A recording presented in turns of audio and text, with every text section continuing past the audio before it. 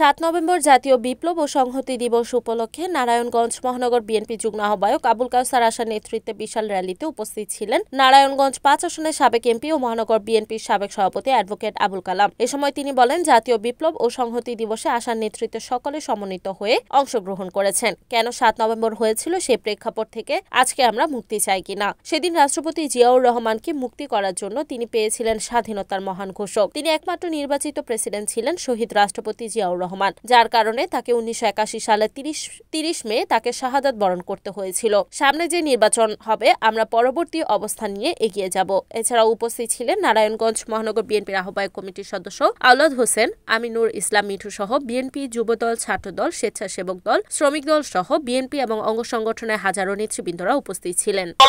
ঐক্যবদ্ধ থেকেছেন। আপনাদের আমি আজকে বলতে চাই, 7 নভেম্বর জাতীয় বিপ্লব ও সংহতি দিবস। এই দিনে শহীদ রাষ্ট্রপতি জিয়াউর রহমান সাহেবের নেতৃত্বে একটি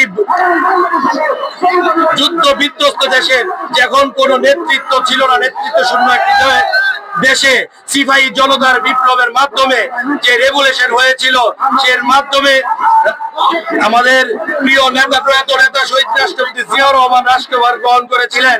তার ধারাবাহিকতায় গণতন্ত্রের চর্চা আমরা করে গেছি। আজকে আপনাদের সামনে রাজনৈতিক কোনো বক্তব্য দিব না, শুধু মেসেজ আপনাদের কাছে গতকালকে ক্লিয়ার করে দিয়েছি। সবাই ধৈর্য ধরুন, সবাই ঐক্যবদ্ধ থাকুন, ইনশাআল্লাহ জনস্রোত যেখানে আমরা সবাই থাকবো সেখানে। আমাদের শুধু একটি কথা মনে রাখতে হবে যে 7 নভেম্বর কেন হয়েছিল, সেদিনের প্রেক্ষাপটটা থেকে আমরা মুক্তি চাই কিনা। সেদিন শহীদ রাষ্ট্রপতি জিয়াউর রহমানকে মুক্ত করার জন্য তিনি কে ছিলেন? স্বাধীনতার মহান ঘোষক শহীদ রাষ্ট্রপতি জিয়াউর রহমান।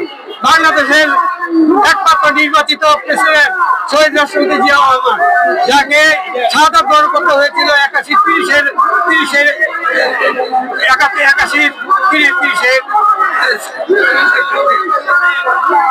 আজকে আপনাদের সকলকে আমি এখানে ধন্যবাদ জানাবো এই কারণে।